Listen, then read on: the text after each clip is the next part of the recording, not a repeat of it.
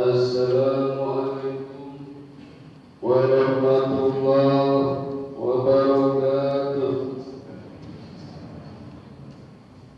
Innal hamdalillah nahmaduhu wa nasta'inuhu wa nastaghfiruhu wa na'udzu billahi min shururi anfusina wa min sayyiati a'malina. May yahdihillahu fala mudilla lahu wa may yudlil fala hadiya lahu. Asyhadu an la ilaha illallah wahdahu la syarika lahu wa asyhadu anna Muhammadan abduhu wa rasuluhu la nabiyya ba'da. Syukur, alhamdulillah. Monggo Bapak Ibu, saudara-saudara dan adik-adik sekalian, jamaah Masjid Al-Huda, kita panjatkan kehadirat Allah Subhanahu wa Ta'ala. Teriring sholawat dan salam untuk junjungan kita Nabi besar Muhammad sallallahu alaihi wasallam, yang karena keduanya pagi ini kita bisa berkumpul lagi bermuajahah untuk menunaikan rangkaian ibadah yang terangkum dalam satu bulan, yaitu bulan Ramadan. Dan pagi ini kita sudah masuk pada hari yang ke-6. Alhamdulillah. Berarti bodohnya kurang dengan posisi sulit ya. Kasih sabar bodoh. Sabar ya. Alhamdulillah.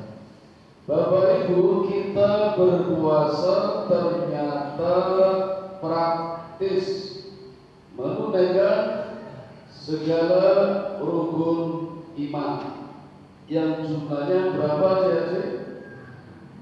Kita dicatat ini. Waduh, tempat kabeh.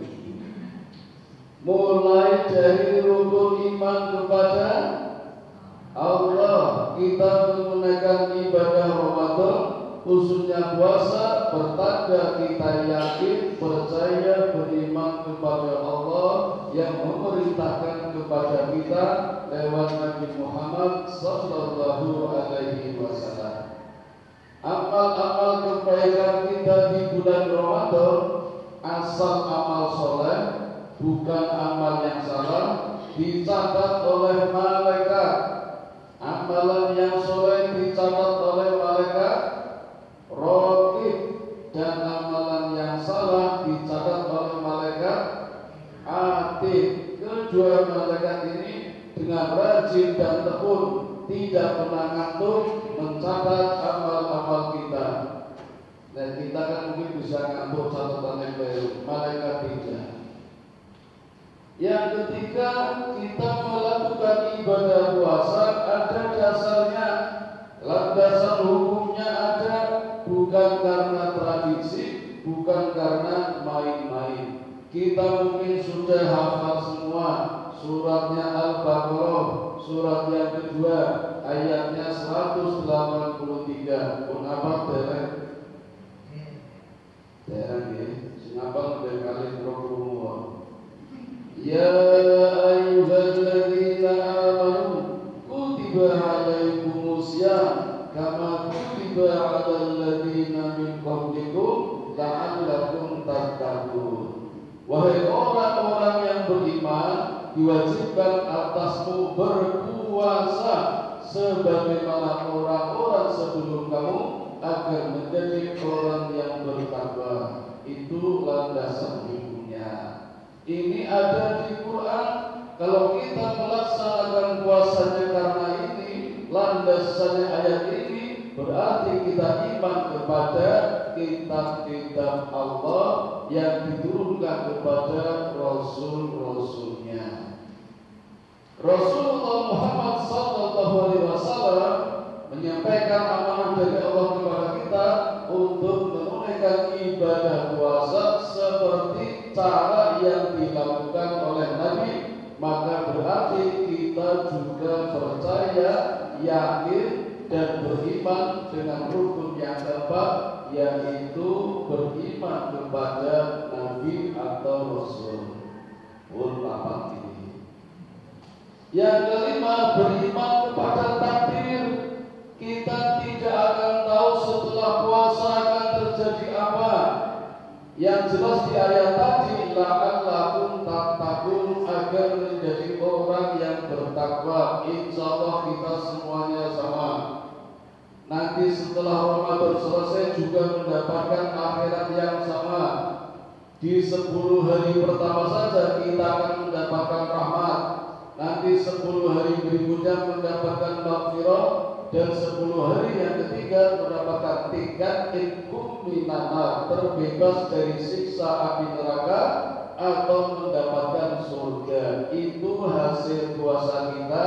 Akhiratnya dapat itu. Dunianya masa nggak dapat? Insya Allah dapat ya. Kita tunggu saja nanti. Siapa tahu dengan selesai Ramadan besok, panjenengan semuanya utang-utangnya tiba-tiba lunas. Sinamin berarti utangnya tanpa terduga juga yang utangi dong lunasi kabeh orang dong lagi. Anaknya sehat-sehat semua. Yang kuliah dapat beasiswa. Yang belum kuliah masih dapat diberi kemudahan dapat perguruan tinggi negeri. Rumah do tambah, mobilnya do tambah, bojone sehat tambah, makin malah remuk tambah juga. Kesulitan sekarang besok jadi mudah semua. Gas gampang, orang akan malih. Pertama orang dioplos. Anak-anaknya dapat makan siang gratis.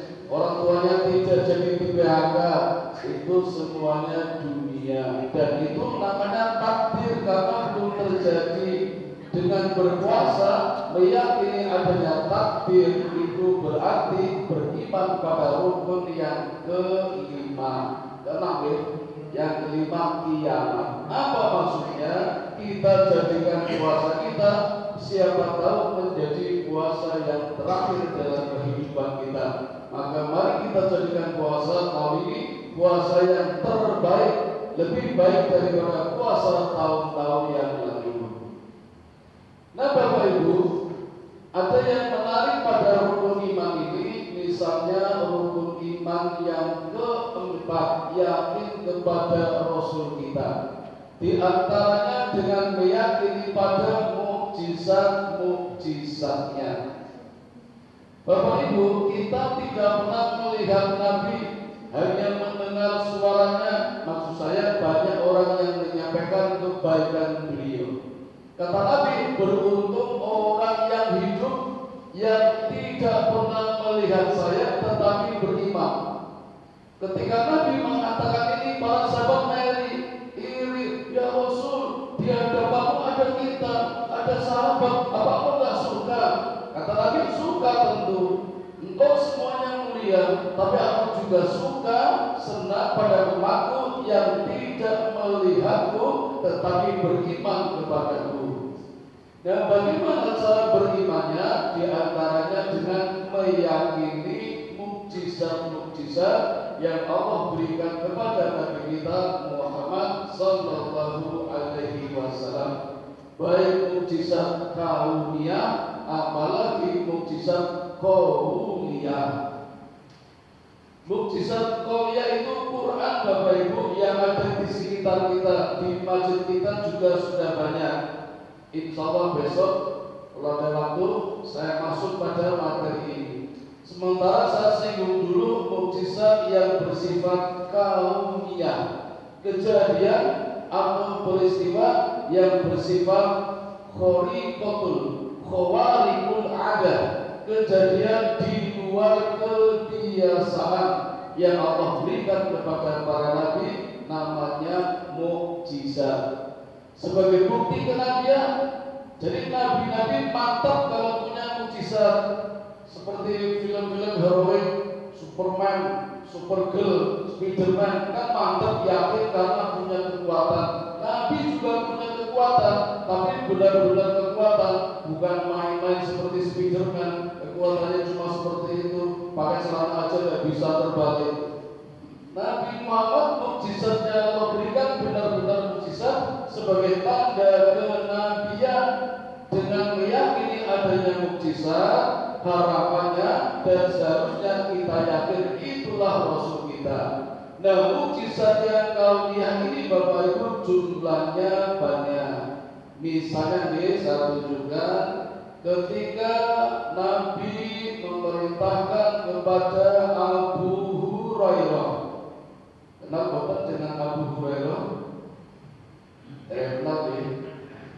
Ahli hadis, orang yang paling banyak meriwayatkan hadis. Nabi kalau manggil Abu Hir, orangnya miskin Bapak Ibu, tapi Nabi suka dengan orangnya, bukan suka dengan kemiskinannya. Suatu hari meninjau ke Madinah, mendatangi ahli sufah. Ahli sufah itu apa Bapak? Orang yang tinggalnya di masjid, menetap di masjid karena tidak punya daya, tidak punya dana untuk punya rumah, untuk kos, untuk kontrak, tinggal di hotel, di resort, nggak punya dana. Jadi tinggalnya di masjid sembari menuntut ilmu, itu namanya ahli sufah. Makanya jenengan boten langsung buat untuk terus nanti nafsidan, nanti ngajak malih jenenge ahli sufah. Itu boten guru barang tertinggi. Tapi menurut ilmu juga namanya ahli sufah.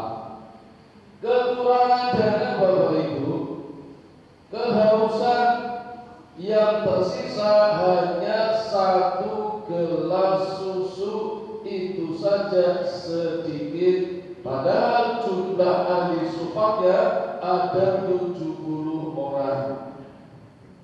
Maka Nabi mendoakannya di susu yang ada di gelas tadi.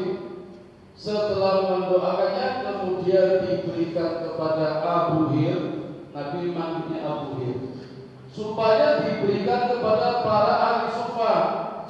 1 orang minum, susunya gak habis. Berikan sampingnya, diminum lagi sampai kenyang, kembali lagi untuk lagi, sampingnya lagi, minum lagi sampai kenyang. Susunan malah tambah lagi terus begitu sampai 70 kali. 1 gelas bisa buat 70 orang menjadi kenyang. Kata Nabi, tinggal kita berdua ya Abu Hir. Ya betul, silakan sekarang kau minum. Giliran Abu Hir minum susunya, kenyang, utuh lagi susunya. Nah sekarang giliranku, kata Nabi Muhammad, dan Nabi Muhammad minum susu ini. 1 gelas Bapak Ibu susu bisa untuk 72 orang. Menariknya Nabi kita Muhammad minumnya terakhir, tidak duluan. Nah ini pelajaran buat kita Bapak Ibu. Kalau jadi pemimpin, jadi tokoh masyarakat, mendahulukan umatnya, mendahulukan rakyatnya dulu, pemimpin belakangnya. Orang mentang-mentang pemimpin duluan, apalagi baru tinggal rumah bulan selamat. Naudzubillah min dzalik. Ini mukjizat Bapak Ibu. Saya tunjukkan lagi nih misalnya nih. Misalnya mukjizat tentang terbelahnya bulan menjadi 2. Mukjizat Bapak Ibu biasanya terjadi cuma 1 kali. Berbeda dengan mukjizat lain. Kalau terjadi lagi jenisnya berbeda. Dan Nabi mukjizat yang seperti ini jumlahnya ribuan. Belum nanti mukjizat terbesar berupa Al-Quran, itu mukjizat paling besar. Nah peristiwa terbelahnya bulan itu 2 kali Bapak Ibu. Yang pertama terjadi ketika Nabi melakukan tawaf. Dari dulu sudah ada tawaf Bapak Ibu. Cuma orang-orang jahiliyah tawafnya telanjang, nggak pakai baju, nggak pakai bayangkan nanti bakal puasa. Ketika Nabi tawaf, tapi Nabi pakai baju. Nabi memberikan pengajaran diri loh cara tawaf yang baik, tidak seperti orang-orang jahiliyah berdoa. Nah, pas Nabi tawaf bertemu dengan Abu Jahal, Raja Mekah. Lalu bilang, Muhammad, kalau memang kau Nabi, tunjukkan mukjizatmu.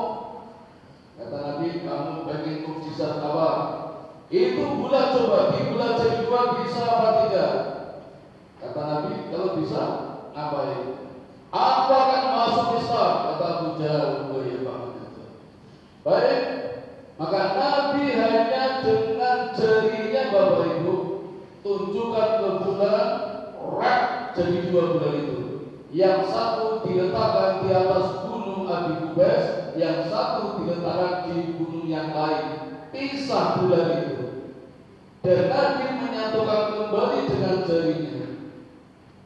Secara sains terbukti Bapak Ibu, NASA punya video, punya rekamannya bahwa sekarang bulan yang kita nikmati tiap malam masih ada bekas goresannya, bekas belahannya dengan jari Rasulullah. Mukjizatnya abadi sampai sekarang bisa dibuktikan. Dan ini terjadi 2 kali. Yang kedua, yang membuat penasaran dari Abu Jahal, kan tadi jadi masuk Islam ya, nyatanya ras itu. Yang kedua ini ingin mempermalukan Nabi Muhammad, maka diundanglah raja yang paling berkuasa ketika itu. Abu Jahal juga raja. Ini manggil raja-raja, king of king, raja di raja. Konon namanya raja ini adalah Malik bin Dinar. Malik raja, dinar uang emas. Jadi rajanya uang emas. Raja uang, raja emas. Disurati, datanglah ke Mekah. Ada orang yang mengaku jadi nabi dan punya mukjizat. Datang raja ini tidak tanggung-tanggung membawa bala pasukan, bala tentara beserta keluarganya dengan rombongan kereta-kereta besar, hanya untuk ingin lihat siapa sih yang ngaku nabi. Begitu datang ke Mekah, tentu saja yang didatangi adalah Abu Jahal, karena yang mengundang adalah Abu Jahal. Raja sama raja ngomong, gimana sih ceritanya?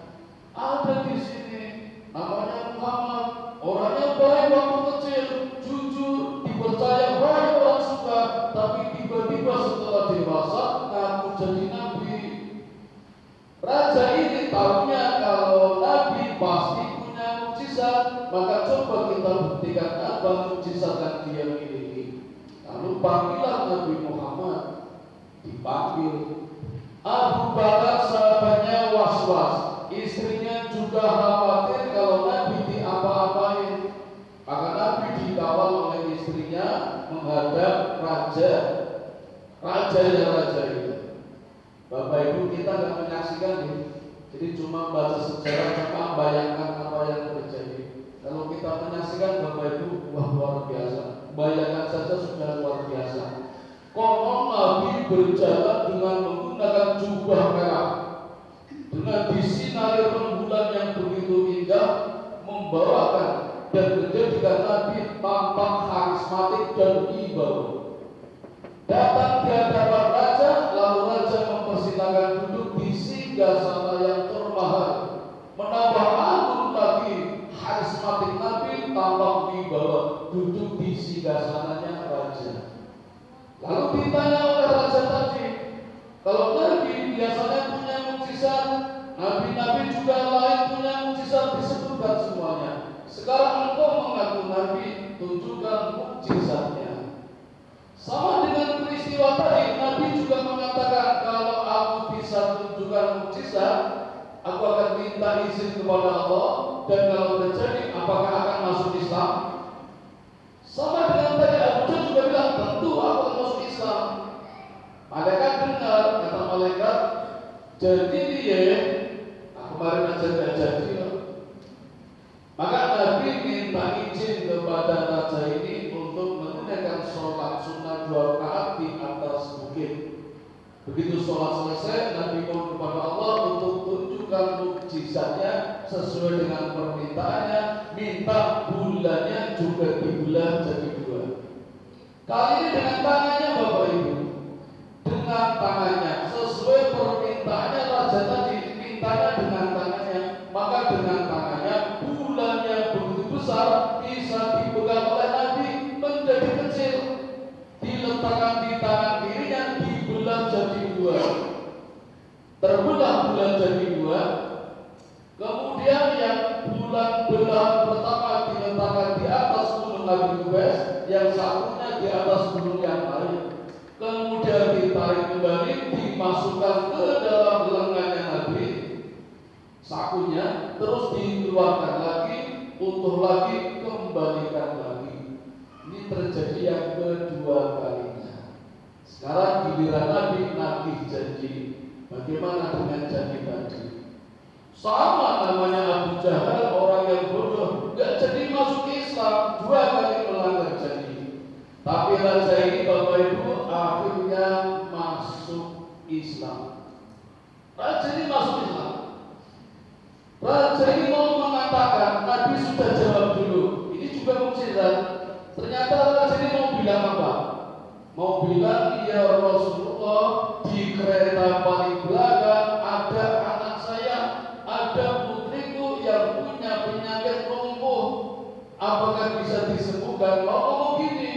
Tapi Nabi tahu belum ngomong, Nabi sudah bilang, putriku yang ada di kereta paling belakang sudah sembuh dari lumpuhnya. Ini juga mukjizat Bapak Ibu. Konon kabarnya tidak cuma rajanya saja yang masuk Islam, tapi istri dan anak-anaknya, keluarganya dan pasukan yang datang semuanya beserta bala tentaranya masuk Islam berkat mukjizat. Nah Bapak Ibu, kalau orang-orang dulu raja percaya yakin dengan mukjizat, kita orang kecil seperti ini masa tidak percaya dengan mukjizat? Alhamdulillah minta. Dengan percaya kepada mukjizat berarti beriman kepada nabi-nabi, khususnya Nabi kita Muhammad sallallahu alaihi wasallam. Dan di tengah-tengah ibadah kita termasuk puasa, tahjilan, subuhan, tadarusan, tarawih, itu ada yang terkandung di dalamnya mukjizat terbesar yang dapat kita raih kalau kita bisa mengikuti prosesi Ramadan dari hari awal sampai hari akhir dengan puasa-puasa, dengan ibadah lain yang lebih berkualitas. Kita berharap puasa kita semuanya diterima Allah, mendapatkan anugerah dan pahala yang berlimpah-limpah. Amin ya rabbal alamin.